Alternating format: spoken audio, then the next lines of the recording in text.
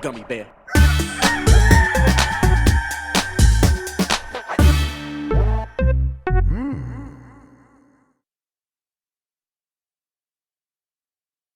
It's the internet, you're busy, let's do this. For the next hour or so, let me help you sort through the world of gaming on Game Mess Mornings Live with me, Jeff Grubb. Today, I am ready for the Switch Pro to hurt me once again. But first, please join me in welcoming today's co-host to Game Mess Mornings. It's Lucy James from Giant Bomb, everybody. Hooray. How's it going, Lucy? Oh, I am doing well. How are you doing? I'm doing pretty good. I sent you this on Twitter, but I discovered a game store here in Cleveland called James Games and Stuff, and I plan to check it out. Apparently, it's very well liked in the area. Have you ever considered opening? I mean, listen, with your name, Lucy James, and Lucy James Games, you already know Video James, like all that stuff. It's all right there. Have you considered opening a novelty store related to video games, a barcade of some sort? Has that ever occurred to you? No, but I've always kind of had the thought of like, if I could do a spin-off, what would I do? So, you know, there could be, I could do a framing service, Lucy James Frames, personal trainer, Lucy James Games. Yes, right there. There's a lot of more things that rhyme with James, but they're not coming to me right now. But Lucy James Games and more. Yeah. Maybe that's my side hustle. Yeah, there you go. Who knows? Yeah. Blow up my spot. Actually, there are loads of those like fake. There is a place in London called GameSpot, and they did use our logo. I think I remember going past it on the bus, and I was like, "It's okay." Well, hey, you think that's bad? There's a whole entire food delivery service that just called Grubhub. It stole my name. How dare they? Unbelievable. With my name, all my stuff would have to be food related, of course. So yeah, I'll consider it. Yeah, I mean, I suppose we could be. I could sell bait, Jeff's Grubs, and like so let people go fishing with me. Yeah, there you go. Yeah, there you go. I'm trying to think what else. Or like lunch boxes. Yeah, that's still food related. I don't know. Yes, but a lot of things rhyme with your name, so you got that's true. And then, but now all that comes to mind now is Tam saying "Grub one out," so that's all I got now. Yeah, he'll do that. He'll do that. He will do that. Okay, before we get into the mess, let's explain ourselves. Each weekday, I, Jeff Grubb, will help you piece your gaming life back together. That includes breaking news, the catch-up, where we talk about the biggest topics consuming the lives of gamers everywhere, and maybe even bring some of our own original reporting. For all these topics, I'll get the input of a bona fide expert who will make me look smart. If you are watching live on Twitch, welcome. You can always listen to the show later on podcast feeds by searching for Game Mess Mornings or find the RSS on giantbomb.com. That name stuff all got sorted out. You could find that if you actually search for Game Mess Mornings now, you will really find the show wherever you're looking for it. So definitely do that. You can also catch the show later with chapters and timestamps on YouTube. If you are watching on there, please be sure to hit that like button. It really helps people find the show. Okay, we got a lot to get into, so let's start the morning mess here with our top story. God of War Ragnarok launches November 9th, and a new CG trailer was revealed. This is according to the PlayStation blog. God of War Ragnarok is officially coming to PlayStation 5 and PlayStation 4 on November 9th, 2022. We're thrilled to be able to share our release date and the brand new God of War Ragnarok father and son CG trailer with all of the God of War fans who have been eagerly awaiting the news. We hope you've enjoyed a glimpse at some of the dangers Kratos and Atreus could find themselves in up against as Ragnarok approaches. Lucy, we got a date. Finally. How are you feeling about this? Is this something that were you in that boat where you're like, I just need to hear a date, or were you like the game's gonna come when it comes? So kind of mixed. So I'd heard, kind of rumblings from everyone hears rumblings all the time, and everyone was like, oh yeah, sure. God of War's gonna hit this year, it's gonna hit this year. There were tweets from, is it Bruno, the character artist, who was like, yeah, it's definitely coming this year. That sounds right. And then I guess, especially since Starfield moved, we were waiting for something to fill that slot. And I think out of everything, God of War is probably the biggest game that could fill that slot. I am also very glad just because it was reaching fever pitch on Twitter. And I saw a tweet about this. I can't remember who did it, but they were like, why is God of War like that game now? With there were people at Sony Santa Monica getting dick pics, and just like every time any of them would tweet, it would be like, where's the game, and it like I kind of just wanted the release date just so that would stop, because it just feels, I don't know why God of War has become that game. Yes, God of War 2018 was fantastic, like it's one of my favorite games of all time, yeah, there's something about Ragnarok that's just kind of sent people over the edge a little bit. But I'm very stoked. I'm very stoked for the team. I'm super excited. I think it comes down. We saw that. Sorry, I messed up the feed for a second there, and everyone caught me. I think it comes down to people spend a lot of money on hardware, and they want to justify that purchase to themselves, right? Yeah. All the anxieties sort of come back to that. And, it's not just money; it's also time. People spend a lot of time invested in the hobby, and a lot of that time ends up sort of getting mutated weirdly into this thing where instead of being excited about playing games, you're spending a lot of your time talking about the things you imagine you're going to be excited about in the future. And in order to make all that what is essentially wasted time online, maybe arguing with other people who you don't even like, to make that stuff make sense, you need these games to hit and come out and be big. And I think with the extended cross-generation period that Sony's found themselves in, even with God of War Ragnarok coming out for PlayStation 4 as well as PlayStation 5, this is still a game that people who have struggled to get a PS5 put all this money into, and then have spent a lot of time being like, okay, yeah, I'm really liking a lot of the games I'm playing on there. Demon's Souls was great, Miles Morales was great. There's been a lot of other stuff, Ratchet and Clank, but it's been a few months since we had something to get really excited about. I need Ragnarok to make this whole hobby make sense. So I just think that's where a lot of people are at. And now it's coming. I think November is a great time for a game like this to come out. Sony has usually, not usually, but in the past couple of years has maybe not had like big games during the holiday season. I don't think that's for any specific strategic purpose. I think that's the way it's worked out. Now they're going to have this, and it feels like this is going to be a big holiday for the PlayStation 5, for God of War, for Sony. So pretty exciting stuff. Have you watched this trailer? I was playing it kind of in the background. I only saw briefly.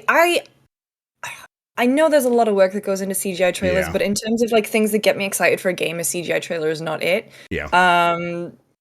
I'd rather just see like stuff from the game, but also I'm in like a weird place, and this is maybe inside baseball when you work in games media. It's like when there is a game you are really excited about, you don't have the luxury of not looking at trailers for it. Definitely. And that can range to, I mean, kind of worse on the entertainment side. Like, I cannot enjoy an episode of Westworld or Game of Thrones anymore because I'm so used to like picking it apart for everything. I'm luckily not that close to God of War on the coverage side that I have to comb through frame by frame. But yeah, a CGI trailer, fine. It's a tone piece. It's the thing that gets everyone into it who maybe isn't aware of God of War or kind of the prestige of it. It's the thing that you put on the TV and people are like, oh, damn, I want to play that story. I want to play whatever that is.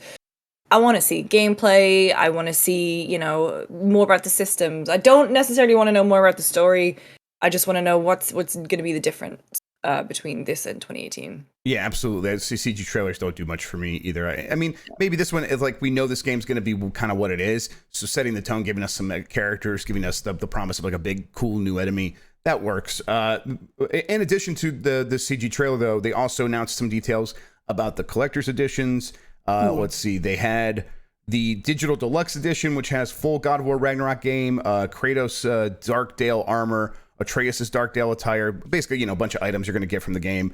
Then the Collector's Edition, which is like officially like the Collector's Edition, you get a steelbook display case, 2-inch veneer twins carvings in the same style as Atreus' wooden toy carvings of the Huldra brothers from the God of War 2018 Collector's Edition. You get a Dwarven dice set and a 16-inch Mjolnir replica, a highly detailed replica of Thor's signature weapon from God of War Ragnarok. Then there's the Jotner Edition, which I think gets you many of the similar things, but you also get the Yggdrasil, I never know how to say that, a cloth map.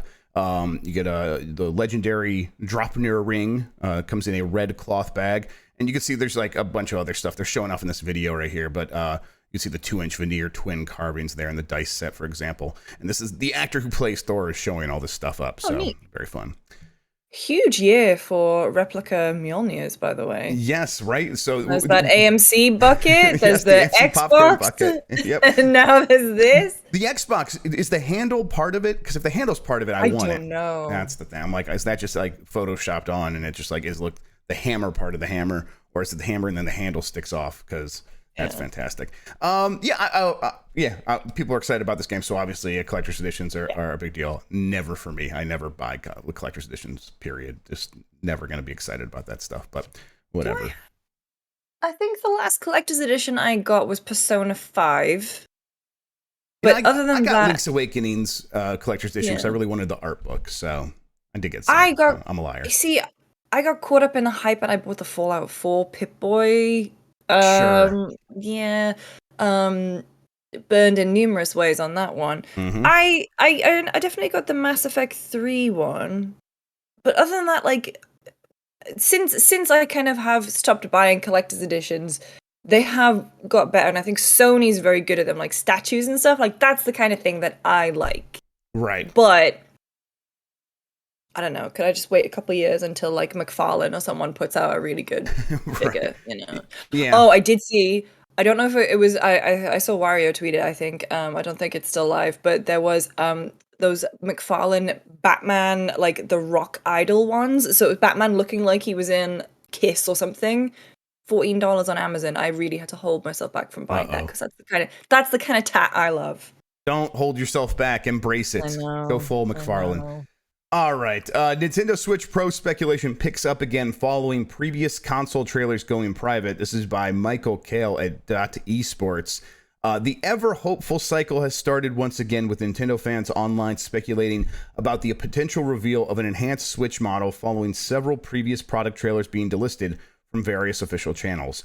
As pointed out by multiple fans and Game Explain, Nintendo put the trailers for both the Nintendo Switch Lite and OLED models private on the company's North American and Japanese YouTube accounts. Several users across social media pointed out to a very recent example being that Nintendo previously privated some Switch Lite promotional content before the reveal of the OLED on July 6, 2021.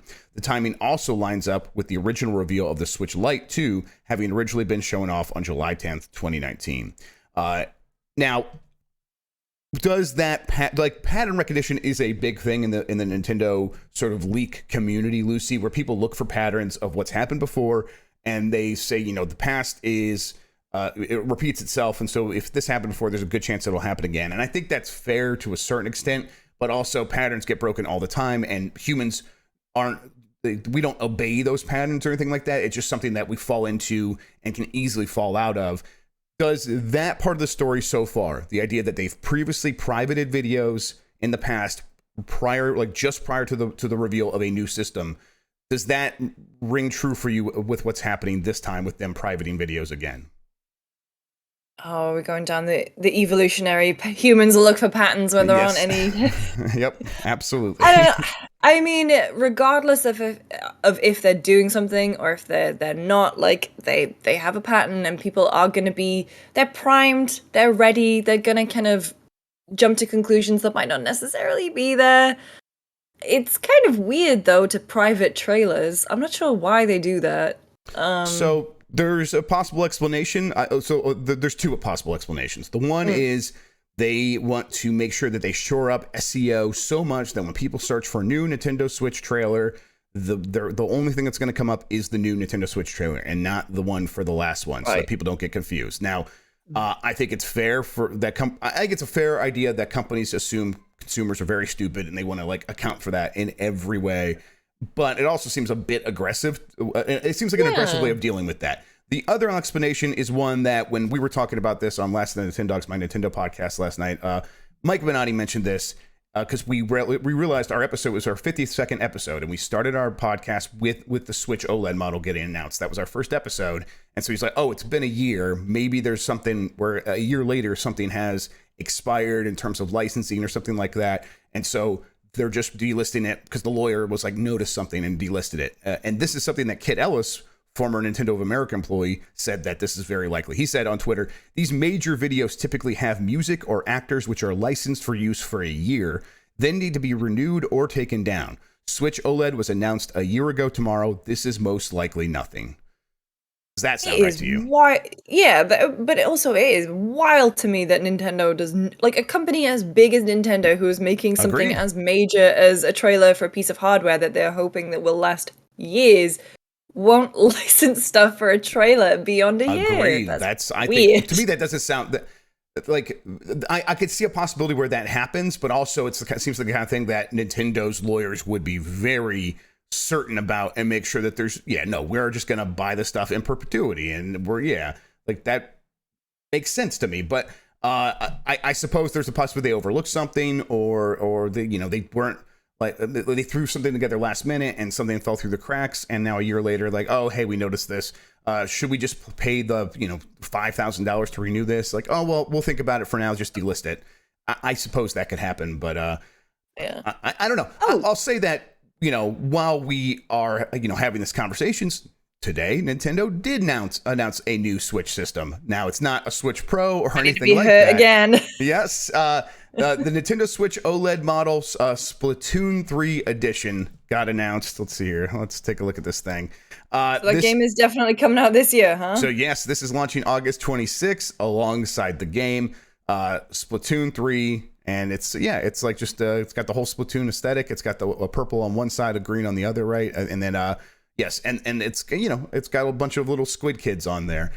So hey, they did announce new hardware today. It's just not the hardware you want them to. Yes, is this what's actually happening here? Is it this simple that they were just announcing this? I mean, the timing feels very suspect. Like, okay, is this all we're getting? I really have to question the aesthetic choice of the splat, though. I mean, I'm glad it's not white. Well, we all are glad it's not white. Well, I guess I'm not going to yuck anyone's yum. Most of us are glad it's not white. Yes. Yeah. For people listening to the audio version, it is just a cartoon splat, and it's neon greenish yellow. Yeah. Yeah, it looks like you need to go get some cream. Yeah, gotta go get some brawn on there and just wipe that up. Yeah, absolutely, or an old T-shirt or something. Now. Here's the problem. Here's the rub. All right. The Splatoon 3 edition of the Switch OLED was in a previous leak from a Chinese leaker on a forum where he mentioned this was going to happen, and right alongside this, they said that a Switch Pro model is also coming this year. So let me read kind of what I have here. A leaker on a Chinese forum first revealed the Splatoon 3 OLED model, and that leak said a Switch Pro model is coming this year as well. And could get announced as early as later this summer. This updated model has the same Switch logo on the back as previous systems. So the suggestion there is that this isn't some kind of Switch successor. It is still in the same lineage as the Switch system. So it would be just another new model of Switch. It can reportedly play Monster Hunter Rise Sunbreak at 60 frames per second. It plays the same existing game cards as normal Switch systems, and leakers speculates it will get announced in September.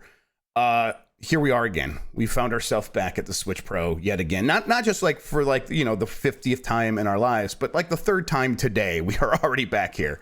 What do you think? You know what? Just for every Switch fan at home, and myself included, again, it's kind of like the God of War thing. I just want them to announce it. Yeah. I do wonder where they are at, though, with regard to chip shortages. I know that, that's really put a kind of made getting next gen, well, current gen, I guess, PS5 and Series X is difficult and even, it's very early in the morning. Shipping routes, that kind of stuff, that. Logistics and stuff, yes. Logistics, it's supply chain. Yeah. God, thank you. Yeah, it's kind of been a nightmare with new tech. I hope Nintendo, if they are going to reveal a new model, they are prepared for it. Yes. So they're and maybe that's why it's been so long. Right, and this is something I've speculated about in the past, where one of the reasons they might want to do a Switch Pro still is that they could potentially go to a smaller process. So I think I can't remember the exact numbers. I think the Switch model right now uses a 10 nanometer. Maybe it's smaller than that. But basically, they revised the process that the original Switch is on, so they could make more chips in the same size wafers, so they could get better yields. Well, one way of dealing with the supply chain, one way of dealing with the supply chain shortage is you move to a new process, so you can get even more chips on the same number of wafers, and at the same time that would lower cost. There's a lot of benefits that Nintendo would be very into moving to a new process. The problem is not even on the supply chain. It's all on how do they present this. We are pretty far into this generation, a little bit further than you would expect for a Pro model from any sort of other except for maybe if you look at the Game Boy and the Game Boy Color coming 10 years later, and that was still basically the Game Boy. But excising that, this is you would expect a Pro model to have come a little bit before this, because now the big question is, if you put the Pro out now, does this extend this generation way further than we were expecting? And now Nintendo needs to keep supporting the original Switch model all the way until what, 2025? Like, where are we at with that? It's a confusing proposition. I don't know how they're going to pull that off. Do you think Nintendo cares about being part of this generation? Right. See, I think they are trying to. I think you're exactly right. I think they're trying to blaze their own path and not be presented as a console that has a very clean and clear. Okay, the new generation has begun. Now leave everything else behind, and some of your games will come forward. Your account will come forward.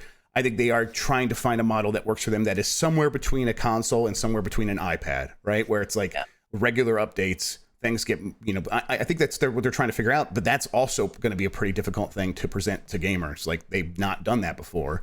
And so how do you make people feel good about buying a Switch Pro if they get the hint that a Switch Pro upgrade is going to come in 2 to 3 years? Yeah, and I suppose the other thing is that if you think about the Nintendo lineup on the Wii U and then even the Switch, it's kind of, among gamers, it is the worst place to play a lot of third-party titles. I wouldn't, God, Overwatch on the Switch, what a concept. But, it's the worst place to play third-party. And so maybe Nintendo are just like, well, we can't compete with the power of the Xbox Series X or the power of the PS5 in this particular handheld. But what we can do is cater our catalog, specifically reach out to third-party partners to get exclusives on our system, bolster our catalog with first-party. And it's not... And this is the thing, Nintendo are not struggling. They have an amazing lineup. Yep. They have sales out of the wazoo. I believe that is the technical term. Yep. So maybe it is just time that Nintendo are not gonna follow everyone else. And they've done this before. They have been industry leaders and still remain industry leaders. But maybe it's time that they just finally decide, we're not going to try and do everything that Nintendo and Sony are doing, but that Microsoft and Sony are doing. But I will say they are kind of they're more shrewd about strategic partnerships. Like if you think about how working alongside Xbox on things like Minecraft and, I don't know. I think it's just Nintendo going in a different direction, which is actually potentially very exciting. Yes, they usually are kind of some things are a little backwards in. Well, yeah, I mean, and this is like the kind of thing where I'm like, okay, maybe this is the distraction they need to not, pull the Wii U, where Nintendo gets bored and they're like, we want our next hardware to have all these bells and gizmos that define the system, and everyone I think is looking around and be like, Nintendo, please don't do that. Please just give us another Switch. And maybe the distraction here can be Nintendo needs to figure out a new way of presenting this system and upgrade paths and figuring out what that marketing language looks and sounds like. And so that is their innovation here, is changing the way the console update cycle works for them. And that way they aren't going to go ahead and throw in IR goggle things that you put on your butt for the Switch, and that's how you play games. So at least that's my hope. They can do that with the next one. Just give us a couple more years of just a hybrid console, and yeah. You know what else is innovative though? What else? Never putting their games on sale. Yes. God no. So someone in chat just said Dread's been out for 9 months, hasn't dipped in price once. And it fucking won't. It won't. It won't. I mean, that's the thing we talk about. We don't always have to make it about one versus the other, but why the hell not? Luigi's Mansion 3 is the one I always go to, a game that has sold 12, 13 million copies now. Barely ever goes on sale. When it does go on sale, it's like $40 for a week. Goes right back up. And it's getting to 13 million copies. And then we talk about what was the Last of Us Part 2 got to 10 million copies, I think they said. But that's regularly down to $20 and things like that. It's just not the same. Even if it's looks, the raw numbers of sales numbers are pretty close. It's just not the same. And I think Nintendo has completely realized that if they just keep going after the family, their audience is inherently bigger than anyone else's audience. And unless someone else can Microsoft is trying to figure that out with the cloud stuff. But Nintendo has a family that family audience that does spend a lot of money on entertainment, and it is paying off for them. Okay, but speaking back of Sony and selling a lot of games, Horizon Forbidden West, a game that has managed to stay pretty high on the sales charts a few months after its release, it is getting a big update on PS5. This is from Gorilla on Twitter. Highly requested features incoming. Introducing variable refresh rate, high refresh rate, and our new balanced graphics mode supporting 40 hertz. That's very cool. Variable refresh rate and high refresh rate support is that includes basically variable refresh rate is like G-Sync, AMD's FreeSync, that sort of thing, where you can the screen updates at the same refresh rate as the GPU, so things don't stutter and look bad. It's it was a killer feature 10 years ago. It's still a killer feature now. And then high refresh rate, basically now you can support 120 frames per second in this game.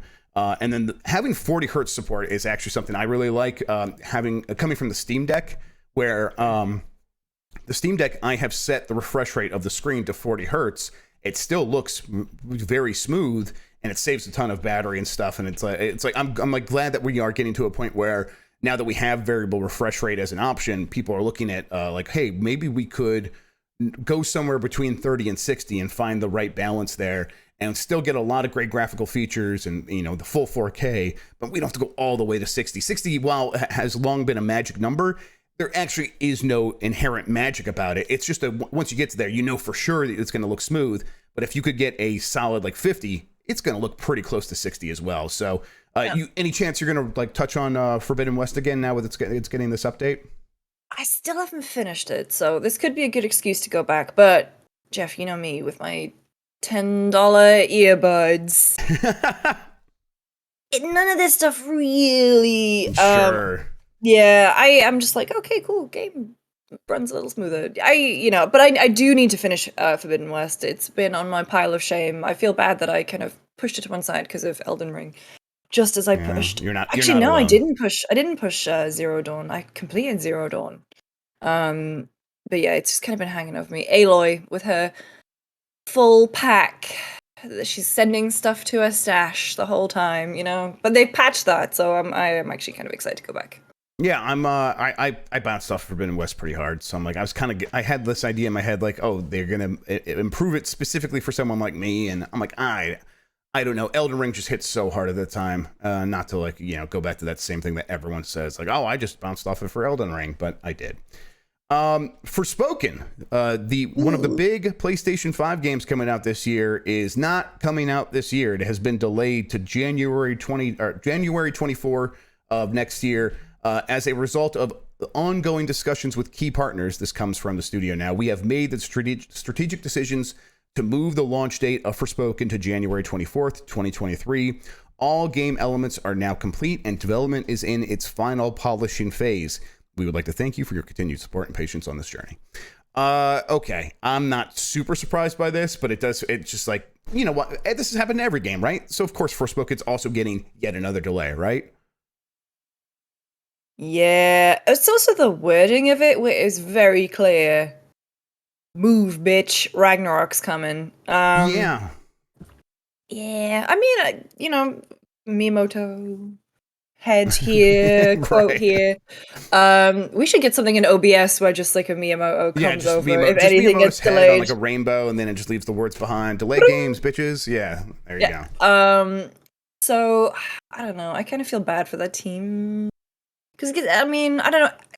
The hype for Forspoken for me hasn't really been. It's one I think people are gonna have to play to know if we even care about it, because based on the trailers, it's like I think it looks fun when she starts jumping around and stuff like that. I'm into it, but I don't know if that's a full game and combat. It's hard to grasp the like how fun this is all gonna be, and we're gonna have to play it, but we're not gonna get a chance to do that until next year. I think that they also. Say it's in the final polishing stages. I bet they are still kind of looking to go from a game that is probably okay to a game that feels really good. And that's going to probably take just a few more tweaks. And having Ragnarok come along. Those final months could, not make or break, but could really add something. Yeah, it really could, add a few points to your Metacritic or whatever. But it's the kind of thing where, if Ragnarok gives you this leeway to say, hey, if you want to move, you can move to next year. We have a big game. Like, no one's going to mind so much if Forspoken doesn't come out. That's maybe inherently a problem that people don't mind as much that Forspoken's getting delayed. But this gives them time to make people care. So hopefully they can figure that out. But also as well, it's like, remember Last of Us Part 2 and Ghost of Tsushima, it's not exactly like they cannibalize each other. Both of those games sold incredibly well. And Forspoken and God of War, I don't know. Are they targeting the same audience, do you think? Well, I mean, I think even if even the audience that would play both, I think would be very excited to go back to back. They go to the store to pick up God of War Ragnarok. Forspoken's right there on the shelf. I bet they pick up Forspoken as well. I think that there's there's definitely zero-sum things happening in games all the time. People only have so much of a budget. But the people that get excited to go buy a new video game are also the people that are most likely to buy the other new video game at the same time in many cases. So I think having big games side by side that are, just different enough or even have some similarities, I think in many cases they can benefit each other. But I think this comes down to, you can move because Ragnarok's here. Do you want to move? And then Square Enix going, yes, we want a little bit more time. God, please. I think it's just that simple. And then January is typically pretty quiet. So Right. if they've got the whole month to themselves, well, like the latter half of the month, people are kind of coming off that Christmas spending rush. And they still have a lot of gift cards, so they will be still spending happening for sure. So they're like, if you're a game that comes out in January, you can get some bump. And all the other games that are going to get delayed will probably go into February and March. So you're probably not going to get in too much of a log jam there. Yeah, it seems like a strategic move on a lot of fronts, and it should benefit Forspoken. An Xbox live stream may have accidentally confirmed She-Hulk for Marvel's Avengers is by Chris Scullion at VGC. Did you see this video? God, did I see this video? Oh my God. All right, let me read this real quick. During the stream of the official Xbox Twitch channel, a guest host, Technic, was playing the game with Avengers' new lead designer, Brian Wagner, who took over the role in January to show off the addition of Jane Foster, the Mighty Thor, in the game's latest update. Technic began to say, "You want a funny fact about She-Hulk? I don't know if I can say this. I'll just say this." He then laughed, saying, "I don't like that face Brian is making. Maybe I shouldn't say it." Then he went on to say it. "My acting coach is actually the voice of She-Hulk. And I won't say her name because I don't know if that was public knowledge yet." And then he paused. "I think it is. It was announced." And then Wagner, with a petrified face, I would say, goes, Nope. We've never announced She-Hulk. We don't announce things, We don't announce things We don't announce things. Another thing. We just need, we're going to get Brian Wagner's face swiping across the screen with the rainbow. And just don't announce things. The video, I talked to Greg Miller about this. I sent him the clip, and he was like, he actually sent me a link to a Forbes article from Paul Tassi, December 30th. The voice actress already leaked it. Okay. Yes. Oh, it was the same guy, Miller, who I trust at Baseline, said that She-Hulk will be voiced by Kritsia Bejos, a veteran voice actress whose voiced characters in Halo Infinite, Psychonauts 2 Cyberpunk, and Gotham Knights. And then Bejos retweeted Miller's claim that she was voicing the character with a green heart. So this is been known. Okay, so it's not completely unknown, but still, Wagner's face. Greg was like, there has been, rumors and scuttlebutt about this. This video, oh my God, I watched it yesterday. I'm still clenched thinking about it. It is. It's very good. It's very good well, stuff. And if you're the dev in that situation, oh, bud. Yep. I mean, you have training not to say stuff yourself. In that situation, I think he's just hoping maybe he'll talk himself out of saying it. Maybe he'll see my face and talk himself out of saying it. But I have to stay quiet because I want complete deniability that I had anything like giving him the green light or anything. Yeah. But I mean, maybe also just say, please shut up. I don't know. I know. Yeah. Someone in PR just going, can we pull the plug? Can we pull the plug? Exactly, right, exactly. No, it's not how Twitch works. Shine the brain forgetting light in his eyeballs like Men in Black. Exactly. All right. Ubisoft is holding a multi-game showcase in September. This one comes from Tom Ivan at VGC. Ubisoft will hold its next Ubisoft Forward Games showcase on September 10th. It's kicking off at 12 p.m. Pacific, 3 p.m. Eastern on a Saturday. The event will reveal updates and news on multiple game projects from Ubisoft teams around the world, and it will be on YouTube, Twitch, and Ubisoft. Yeah, it's Saturday, so it's kind of like a weird little E3. Yeah. Now September. When is Gamescom?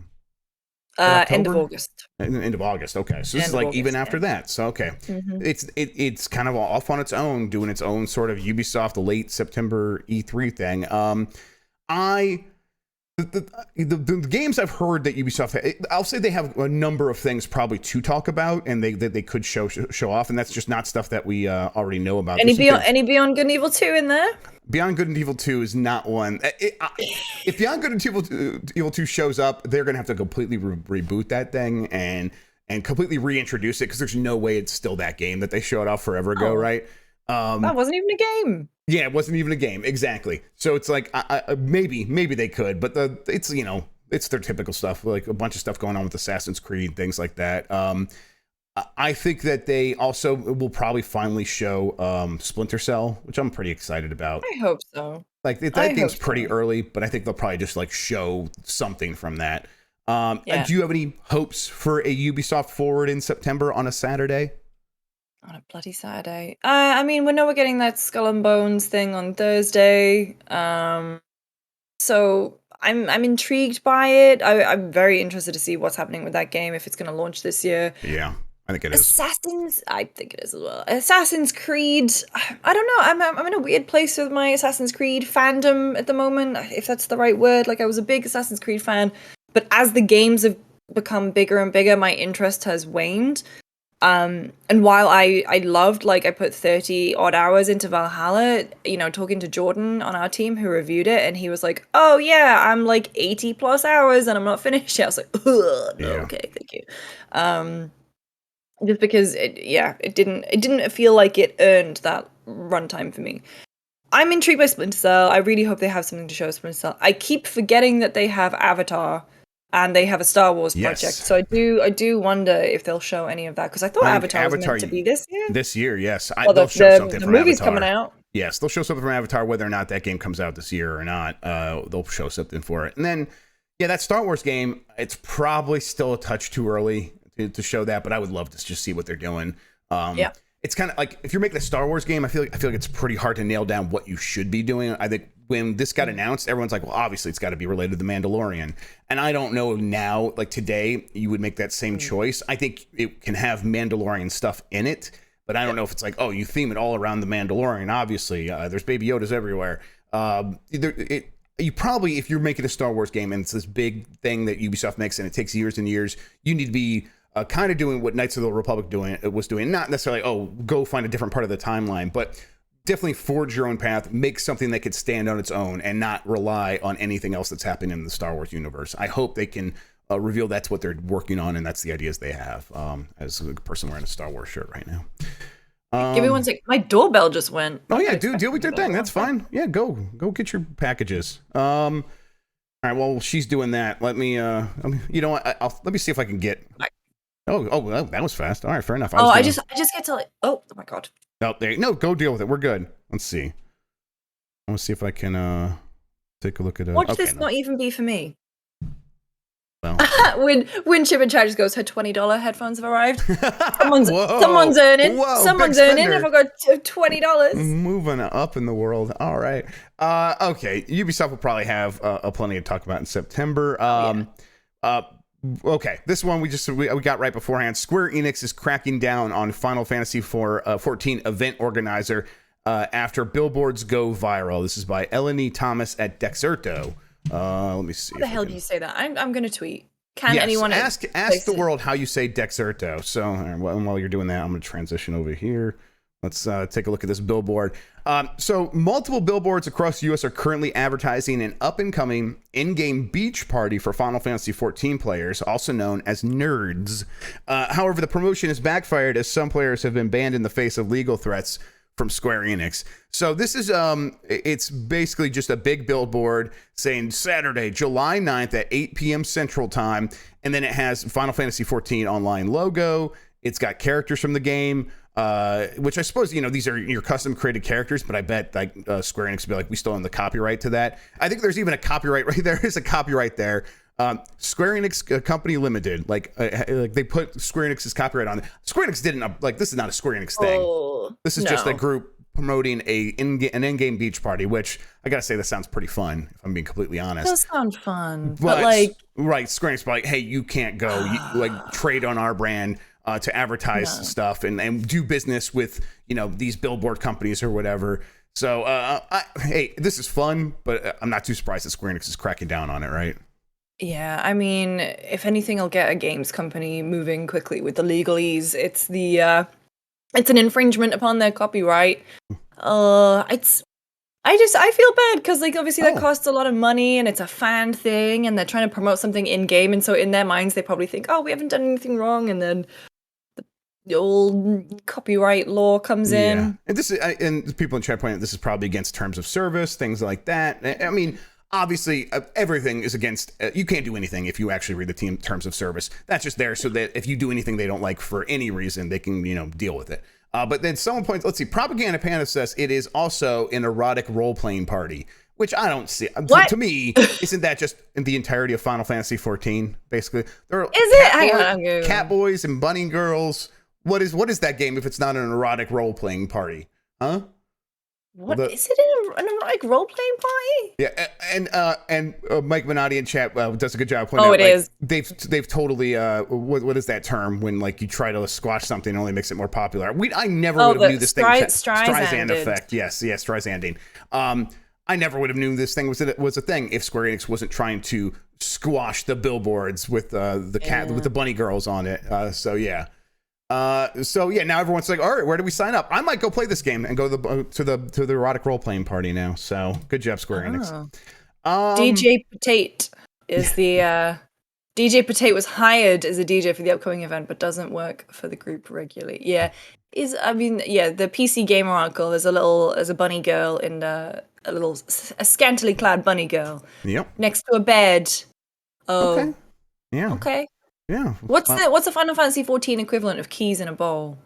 Right. I don't know. It's a staff of some sort, magical staff in a bigger bowl. I don't know. A Faraga spell in a butt. I got nothing. Let's do the catch up, everybody. All right, so we're going to get to what everyone is talking about, which probably is actually still the Nintendo Switch Pro and God of War Ragnarok, but we got some other stuff happening. Games with Gold is shifting away from the Xbox 360 titles starting in October. I got this one from Jordan DeVore at Destructoid. Microsoft gave a heads up about an upcoming change starting in October 2022. The monthly free games lineup, and that's free in quotes, obviously, will no longer feature Xbox 360 titles. The team explained the change in an email to Xbox Live Gold and Xbox Game Pass Ultimate subscribers. We have reached the limit of our ability to bring Xbox 360 games to the catalog. However, Games with Gold will continue to include exciting Xbox One titles and exclusive savings each month. This was probably inevitable. I get the sense that Microsoft doesn't care very much about Games with Gold, right? Yeah, and also in terms of bringing 360 games, it's been almost 10 years since the Xbox One launched. So. Right. Yeah, it was bound to happen. You're still getting games, but also Games with Gold is a weird thing that like I have Game Pass Ultimate. I don't think about Games with Gold anymore. Me neither. I think about access to Game Pass. So I wouldn't be surprised if Games with Gold would get like, I don't know, some kind of overhaul to maybe be on the same par as what you're getting with PlayStation Plus. Yeah, I get yelled at for every time I bring this up. So everyone's like, you lied. But Microsoft has had it on its roadmap to get rid of Xbox Live Gold at some point in the future. They're not there yet, but that is the plan eventually, is to take away Xbox Live Gold. I think that if you kind of take a vibe check on them, like where their heart is, obviously it's all about Game Pass, and that's how I feel when I use the service. Like you, I don't think about Games with Gold, and I think they don't think very much about it either. I get that some people like the idea of like, okay, at least with Games with Gold, if I get a game on there, I have it as long as I maintain my subscription. With Game Pass, even if I have a subscription, some games come and go. Like, for example, there was, I guess we'll talk about it, like Yakuza was gone for a while. Many of the games are back, but it went away for a while. And then it's like, even if I kept my subscription that whole time, and some people like I'm just building up my own library with Games with Gold. I get that. Microsoft just isn't that into it anymore. And so eventually it'll go away. When that happens, I have no idea, but I think they still plan to make Xbox Live Gold go away. Let's see. Someone found a Dragon Ball Hoi Poi capsule in Fortnite's update files. So Dragon Ball stuff could be coming to Fortnite. I'll tell you this, Lucy. If you would have told me there's a ton of Dragon Ball stuff in there already, I would have believed you. I genuinely thought there already was. But then again, that maybe shows how little I know about Dragon Ball, or even Fortnite stuff. Yeah, so a hoi poi capsule here. Let me just get an image here for everybody so we can all be on the same page. There we go. The capsule's like, it's just something from like the Dragon Ball cartoon and manga, things that like when you would throw it on the ground, like a big machine would come out or whatever. But people found this in the code and suggest, okay, maybe a bunch of other Dragon Ball stuff would come. I would love to see Goku in there, Vegeta. Yeah. I would play probably some more Fortnite. Yes, the lads finally. Piccolo. I would totally go. I would main Krillin. That would be my go-to. So I love me some Krillin. You've named all of the Dragon Ball characters I know, so I can't even contribute. But like, what are they doing with that? We all know that you love Yamcha. We know you're a #1 Yamcha fan all the way. My tattoo. No. Like, what are they going to do with that I was going to say hoi polloi. That's something different. Hoi poi. Is that going to be like a chug jug, whatever? Yeah, I mean, I feel old saying this. I'm like one time I was in a Target with Tam and we walked past all these Funkos and I became a mum. Like I regressed into my final mum form where I was like, "Do you want to buy that Goku? You like that Goku?" And Tam was like, "Oh my god, no." So I don't know. Is this going to be a chug jug? I mean, I would love for it to be a chug jug. I think it's probably going to be because they brought vehicles into Fortnite. I bet this is you throw it on the ground and it can like store vehicles or something like that, and then you can put the vehicle back in your pocket in this little hoi poi capsule. I haven't played Fortnite in forever, so maybe something like that's already possible. But that would be my guess. It'd be cool to throw this thing on the ground and get Bulma's little scooter thing. That would be very fun. Let's see. We mentioned this. Xbox Game Pass adds Yakuza games to its packed July schedule. Rachel Kaiser at GameSpeed helping out here.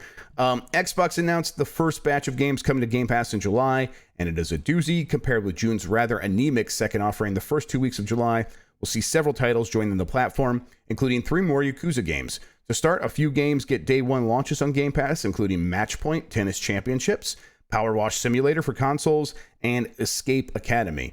Power Wash. Yes, I want to play Escape Academy. Have you played that at all? Because I think it got a demo over the summer, right?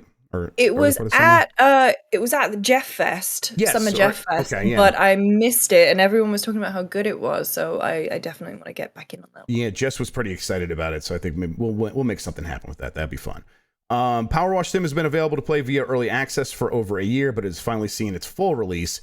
We also get puzzle game Last Call BBS, which is available on the platform now. Last Call BBS is, I think, a Zachtronic game. I think it's the last Zachtronics game because they announced they're closing that studio. So cool that they got a bag from Microsoft. I think it was we might have talked about it on the show. I think they're closing the studio in like a good way. Like, hey, we've done all the stuff we're going to do. And I think the Zach in Zachtronics got a job as like a professor or something. And he's like, I'm moving on. So it was like, they had like a going away game, and it's cool that they had this ready to go. The other games now available are Yakuza 0, Kiwami, and Kiwami 2, which rejoined the rest of the Yakuza series on the platform after being kicked off less than a year ago. The next wave of additions join on July 7th, which include DJ Max Respect 5, Road 96, and the aforementioned Matchpoint. The final wave of July 14 includes a few new kid-friendly additions like My Friend Peppa Pig and Paw Patrol the Movie Adventure City Calls, as well as action horror title Overwhelm. Lucy, can I tell you what I'm most excited about out of all these? It better be My Friend Peppa Pig. It's very close. It actually is Paw Patrol the Movie, the Adventure City Calls. It's games I would never ever buy for my kids, but now that they're there, I'm at because they love the Paw Patrol movie. So I'm like, yeah, I'll put this on for you. You want to play video games? Go ahead and play this one, and they'll be very excited about it. They they've only seen Peppa Pig a few times on YouTube. They've been fine with it. But Paw Patrol is a different. Paw Patrol's in a whole tier situation. by itself. Absolutely. So, yeah. My nieces love both. So I think Peppa Pig would probably edge out Paw Patrol. Yeah. I'm gonna see if I can. I'll put both in front of them and see what they choose. I bet there'll be some interest in the Peppa Pig game. When things turn into video games, they get some more interest anyhow. So we'll check out Peppa Pig. I do love the way that action horror title Overwhelm has been thrown in with the kid selections. Yes, exactly. Yeah, basically just another Peppa Pig, Paw Patrol, or Overwhelm. Yes. What do you want to play today? I mean, listen, the choice is yours. That's the magical thing about games. You could go either way. All right, we have the question from forever ago now. What is it? It's today's Wednesday. I think I asked this on Friday. Which would you rather play as in a video game? Cats, dogs, or hamsters?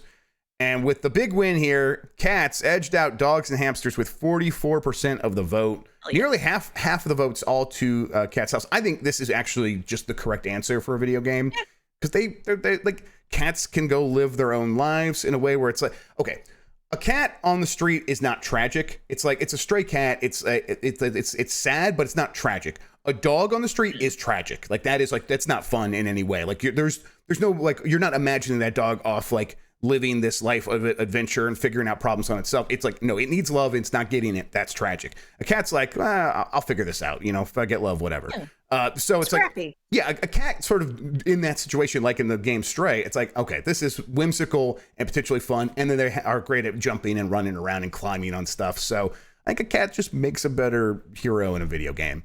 Hamsters, though, get in the shaft, absolutely, with only 25% of the vote. I was playing some Overwatch 2 last night, and I forgot how much I hate the hamster in that game, Hammond. So, right, yes. Know. I have not played since Hammond got added. So what is the problem with Hammond? He's got too much mobility. He's just like a really annoying character. He has so much mobility. He can be really fast. And if you don't focus fire him, or if your Sombra doesn't do her job and hack him, it can be a real issue, especially when you play heals. So, you know, not that I have any lingering resentment. No, I can't. I don't notice any of that. I don't sense anything like that. Dogs got 31% of the vote, by the way, everybody. Are you excited about Stray? Because I am. I'm getting more excited about Stray. Yeah, I am. I'm also just like, there's kind of like this lull period where, you know, I'm waiting for the next big thing to play, and Stray is definitely right up my alley. Obviously, I have a cat. I'm gonna sit there with her and go, look, it's you, and I'm sure she will ignore me the whole time. Ooh, what would you rather have? The question for tomorrow. I'm writing it down. You want to kind of read through it as I'm going here? Which would you rather have? Yeah, what would you rather have? Switch Pro this year or Switch 2 in 2024? It's like you have to. It's like an either or. So like if we get a Switch Pro this year, I suppose there's not enough room. But basically, the inherent thing here is if you get a Switch Pro this year, you're gonna have to wait a little bit longer for the Switch 2.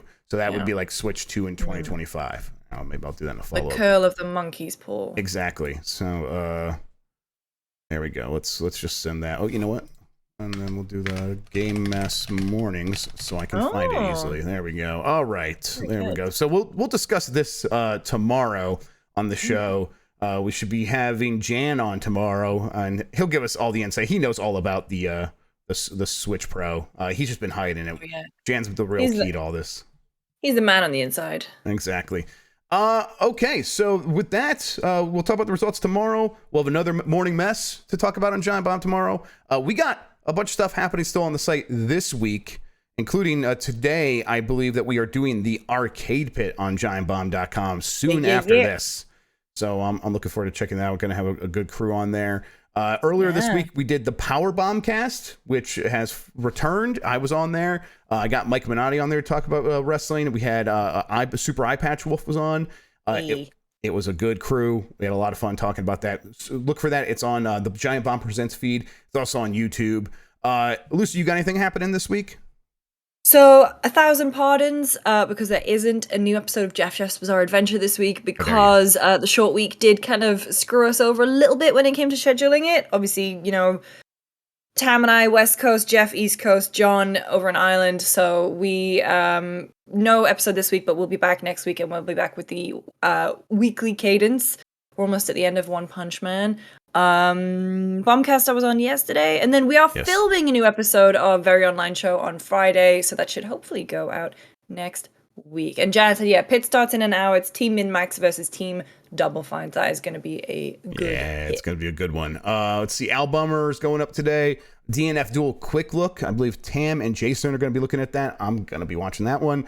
Then tomorrow we got Voicemail Dump Truck and the Neon White Open, which I think is just an invitational, but we really wanted those NWO We won the NWO thing. We got some special guests coming in. I don't know if it's been confirmed who yet, so I'm not going to say. But no, they're keeping the special guests. They're keeping the special guests special. Very exciting. It's going to be a good time though. You should definitely tune in. I'm going to beat everybody, so it's like the end is already determined, but it's about the journey along the way. There's going to be drama along the way. In the end, I'm going to win though. And then fucking humbling having you on my friends list. And then Unprofessional Friday is on Friday. Please tune in for that. Lucy, let's get out of here. Let's think about other people. Thank you everybody for tuning in. I really appreciate it. You're the best audience in gaming. It makes it very easy to make the best news show in gaming. Thank you all so much. Until next time, have a good one. Take care of yourself.